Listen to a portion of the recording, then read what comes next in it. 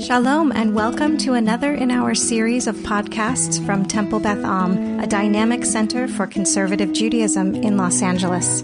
This is a recording of a Shabbat sermon by Rabbi Adam Kligfeld. Certain emotional transitions are in the air right now, this time of year.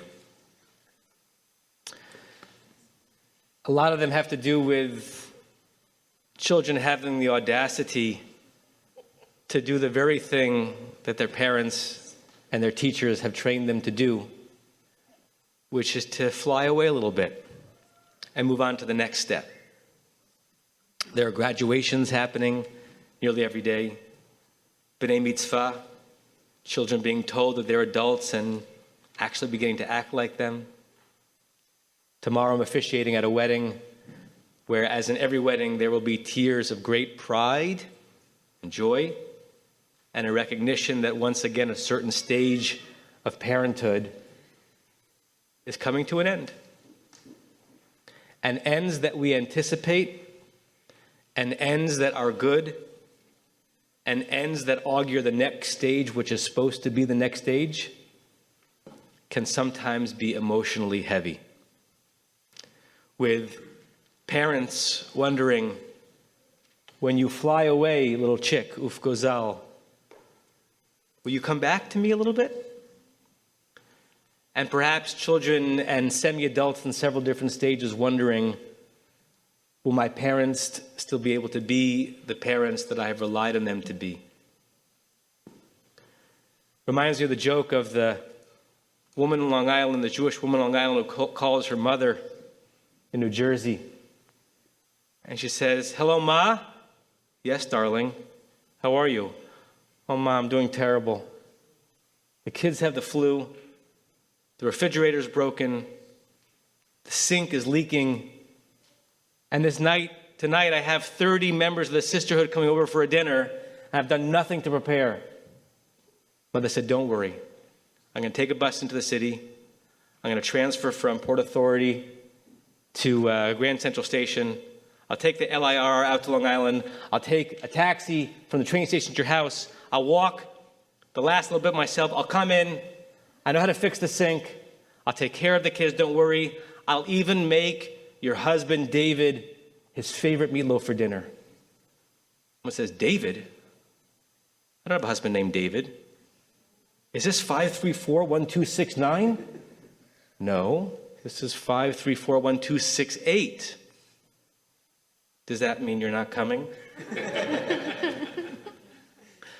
I grew up on that joke, and in the pathos of wondering just how far we want our children to fly away and what it means to live in both of those aspects of the tension.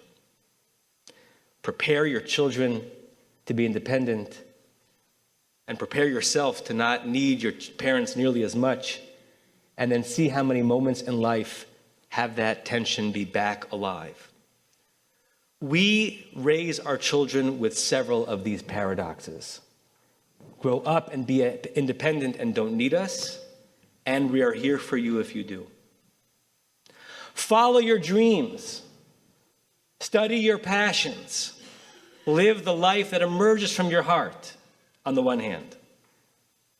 Figure out something that you can study and do where you can make a living, because life is expensive, and Jewish life is expensive, and not every individual passion of your heart will pay the bills.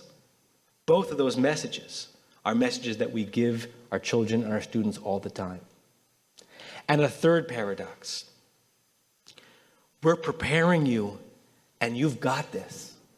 The next stage, whether it's the stage of Jewish adulthood after bar mitzvah, or entering high school, or entering college, or entering marriage, you are doing such a good job that there will be a certain ease to this next stage. There's no need to fear. There's no need to worry, on the one hand.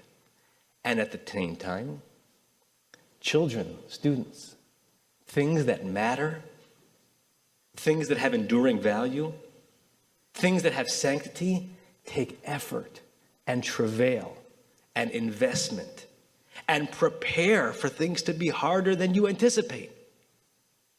If you expect long-term relationship and marriage, and a university education, and a profession that lasts decades to be simple and easy and filled with ease, you will be disappointed and the bonds will break.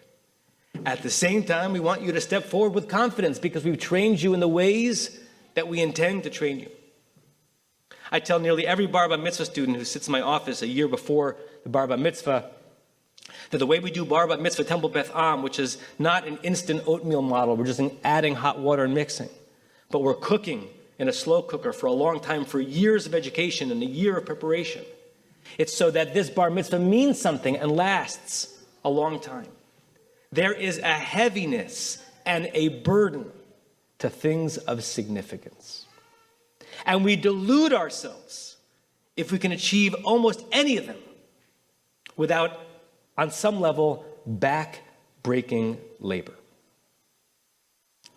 The Kligfeld Rabbi, one of the great Hasidic masters, says something on that very notion on one of the first verses of the Torah that Ness read today.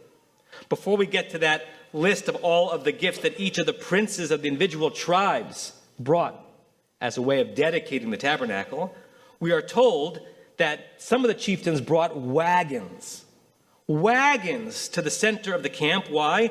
To help schlep all of the accoutrements and all of the building blocks of the temple as they went from one encampment to the next. And there were 3 children of Levi who each had different responsibilities for loading the things on the wagons so they could schlep them across the wilderness. And then the Torah says something interesting. We learn about the number of wagons that the Gershonites got to schlep their stuff. We learn about the number of wagons that the Merarites got to schlep their stuff. V'livnei Kahat, but to the children of Kahat, the Kohatites, Lo Natan, they didn't get any wagons. Ki avodat hakodesh aleihem, because the most sanctified work was upon them. Bekatef isa'u, they had to carry it on their shoulders. The Kligfeld Rebbe says the work of the Kohat tribe, sub-tribe, was to hold the most delicate of stuff, the stuff that had the greatest sanctification, the greatest intensity of spirituality. They probably felt wonderful when they were tapped with the responsibility of carrying the things that the Israelites needed most in the desert, until they learned they were going to get no wagon and no wheel. According to Kligfeld Rebbe, there's not a single spark of holiness in life that comes without your shoulders being weighed down, recognizing how much effort it takes to squeeze beauty and light and joy and love and kedusha and sanctity from moments that could pass by without your paying any attention to it. Sages such as Rabbi Abraham Joshua Heschel 50 years ago, modern rabbis like Rabbi Mike Cummins, says the same thing about our experience of tefillah. If you come to shul on a Shabbat morning with light streaming through beautifully and the songs mixing in harmony and expect it to be easy to draw out of that experience spiritual enlightenment, you have not listened to the Kligfeld Rebbe. When one is disappointed in the impact of one's spiritual experience, it's very easy to address that disappointment to God. Where was God when I was praying? Or address it to the functionary in the room, or the combination of harmonies that you did or did not hear. A person who knows better recognizes that to expect ease is to be disappointed, and to expect the highest things of oneself. What did each of us do before we walked into this room to increase the chances that there might be a minor epiphany, a moment where we connected heavens and earth, and the effort that we put in led us to an experience of the presence of the divine? Whether we are talking about the next stages in life, which come with frequency, with a little bit of terror, and also hopefully with the confidence that we are up to the task. Whether we are talking about extracting beauty from prayer and from love and relationship, I hear the tradition giving us these 2 messages simultaneously. Have confidence that you are up to this task, And there is great possibility in front of you, young bar mitzvah student, new ninth grader, new husband and new wife, penitent who walks into synagogue.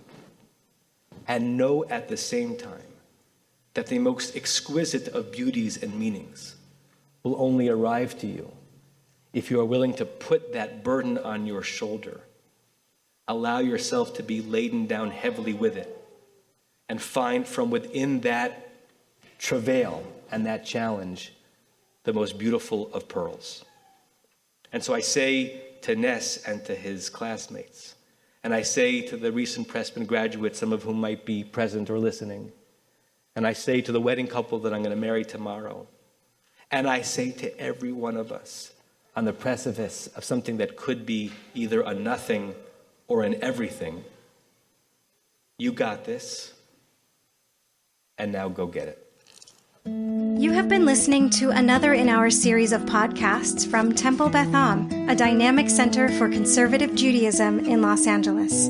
If you enjoy these podcasts, we invite you to write a review on the Apple Podcast site or wherever you get your podcasts. For more information about Temple Beth Am Los Angeles, go to tbala.org.